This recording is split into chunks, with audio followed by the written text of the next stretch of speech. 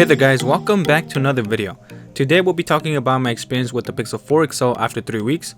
Comparing it to the Pixel 3 XL, the Pixel 4 XL design looks better from the front than the Pixel 3 XL, but I prefer the look of the back of the Pixel 3 XL.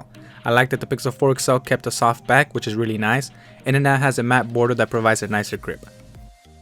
Now, comparing it to other phones like the Samsung Galaxy S10 Plus or the OnePlus 7 Pro, the Pixel 4 XL doesn't look as good as those two with the steak forehead. I do however prefer the flat screen on the Pixel. I'm not a big fan of the curved screen, especially because it's a pain getting a good quality tempered glass for cheap. With the Pixel 4 XL, I can get a 3-pack for about $10 on Amazon. The Pixel 4 XL is about the same size as the OnePlus 7 Pro, but it is slightly lighter, making it just a little bit more comfortable to hold. The 6.3-inch Quad HD AMOLED panel provides vivid colors. You get 3 display settings to select from, though I don't see a dramatic difference from natural and boosted. You'd want to stay with natural for the more accurate color accuracy, and I don't really like using the adaptive one because at times it feels like the colors are a little too oversaturated. I tend to stick with boosted for the more pleasing visual experience. So the best part about the display is that it provides a smooth 90Hz experience. While it isn't a consistent 90Hz, it does lower down to 60Hz under certain conditions to preserve your battery life when it can. If you want a more consistent 90Hz experience, you can just head over to the developer settings and enable the forced 90Hz option, but that will cost you a larger battery drain. I still haven't received the November update that includes increasing the range of the 90Hz being active in lower brightness settings, which will definitely make the experience much better. There are a couple of features that I have really been enjoying using on the Pixel 4 XL. The squeeze to summon Google Assistant is by far my favorite because I summon it about 10 times a day to set reminders, timers, and to ask it questions. It is also a little faster now that it's integrated into the phone. Being able to use Google Assistant while offline is awesome. Because of that, Assistant feels smoother on the Pixel 4 XL, especially with Face Unlock. The phone unlocks after you give it a squeeze and it executes your command without asking you to unlock it, and it feels perfect. The other feature I enjoy using comes from the use of the Soli sensor. You can skip songs by waving your hand over your phone. It can be a little bit finicky at times, but once you get the feel of how to do it, you can get it to skip your songs consistently. I find that a slow wave over your phone doesn't work as well. I don't really use it often though. Where I do use it often is on snoozing my alarm. I like that it lowers the volume when it detects me reaching over for my phone, and that I can snooze it by simply waving my hand over it.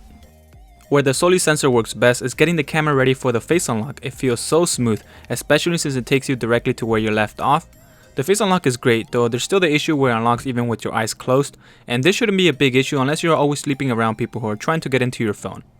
This will eventually be fixed with a software update, but I don't know the time frame. We'll just have to wait and see. Where having Face Unlock kinda sucks is that not many apps support Face Unlock as a biometric authentication to get into some apps like a banking app. After using the Pixel 4 XL over 4 weeks and having to input my entire password for my banking app, it does kinda suck, but it's not a deal breaker for me. Bank of America just recently released an update for it a day before exporting my video, and hopefully more banking apps follow. The audio experience with the Pixel 4 XL is great. You get a bottom firing speaker and the earpiece doubles as a speaker. It is clear and loud and overall enjoyable for watching videos and listening to music. Now carrying over to performance. The Pixel 4 XL has been performing well throughout the last weeks. It is fast and responsive. It's able to handle every task that I throw at it without any issues. It has a solid performance for everyday use of running multiple apps at the same time. And it can hold games in the background longer with the help of the 6GB of RAM. So I can leave my game to reply to an email and return to the game a few minutes after without the game having to reload. As some of you may already know, on my downtime when I'm not studying, working, or editing, I like to play a few rounds of Pubg Mobile on my phone. The Pixel 4 XL handles COD Mobile pretty well and runs Pubg Mobile okay. There are a few issues I have run into while playing Pubg Mobile that I will share with you in a minute. So after using the OnePlus 7 Pro for gaming, I have come to really love the experience that the OnePlus 7 Pro brings with its dedicated gaming mode, something that the Pixel 4 XL is lacking. It doesn't perform as smoothly as the OnePlus 7 Pro does in that department. So the Pixel 4 XL has plenty of frame drops that make the game feel choppy. I like running the game on extreme frame rate, and that is when I noticed that it has more of that screen stuttering going on.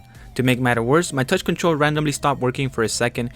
It can be when I'm scoped into an enemy and I can't adjust my aim or fire my weapon, or when I'm simply running around, my character just stops moving. So let me know in the comment section if you have encountered any of these issues with your Pixel 4.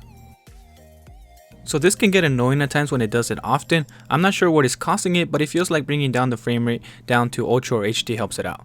But I can't bring myself to play on HD or Ultra frame rate after playing on extreme frame rate for a while on my OnePlus 7 Pro. Putting it on smooth graphics did help a little bit, and that is why you don't see shadows in my gameplay and the textures aren't as great. You won't notice those issues in a 5-minute match. You will have to be playing in a classic match where you are playing a 20 to 30 minute match. Those issues are mainly present in Pubg Mobile. COD Mobile runs very smoothly on here.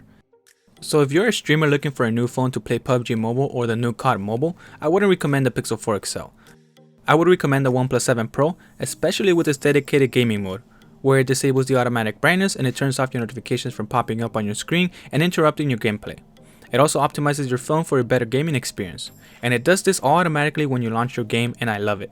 I wish Google would incorporate this in their Pixel line, that would be awesome. With the OnePlus 7 Pro, you will get a smoother experience when playing PUBG Mobile and get a larger screen.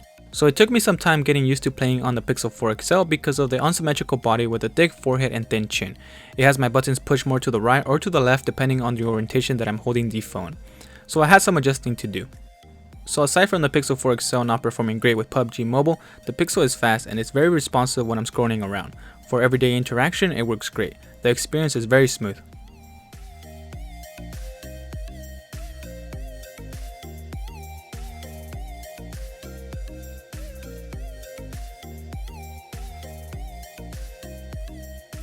So the battery life on the Pixel 4 XL is decent. I can get through a day with an average of 4.5 to 5 hours of screen on time on a single charge.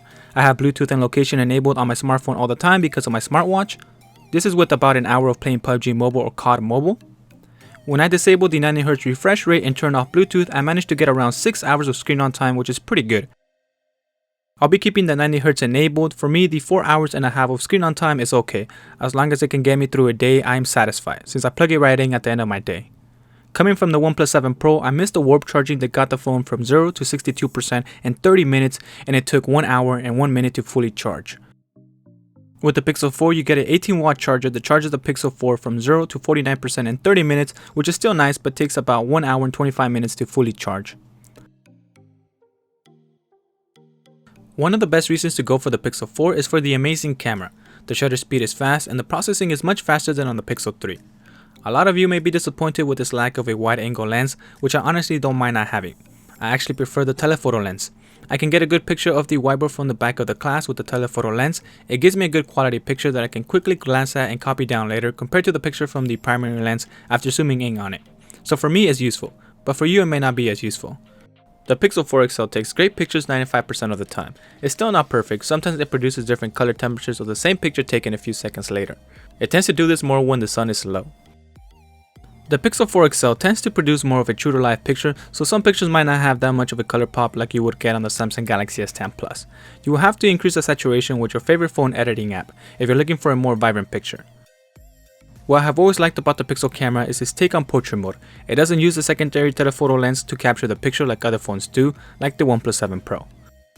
With the Pixel 4 XL, you don't have to back up as much to get the person in frame like you would on the OnePlus 7 Pro. The Pixel 4 XL does do a slight zoom on the primary camera, but it isn't as drastic. It has the same amount of zoom as the Pixel 3 XL, and I can't zoom out more than the given preset as you can see here. I actually found that the Pixel 4 XL takes slightly better portrait photos than the Pixel 3 XL. You get a nicer depth with the bokeh effect where it gives a nice gradual blur to the items right behind the subject in focus, and then a harsher blur to the objects further back. So you get more of a DSLR bokeh effect. It still doesn't do super great with hair when you look in closely, but the overall picture looks good. The Pixel 4 XL is ahead of the game with its night sight. It looks better than most of the competition with the Night Sight 2.0. It produces vibrant pictures with more detail. With the new Astrophotography mode, you can capture the cosmos.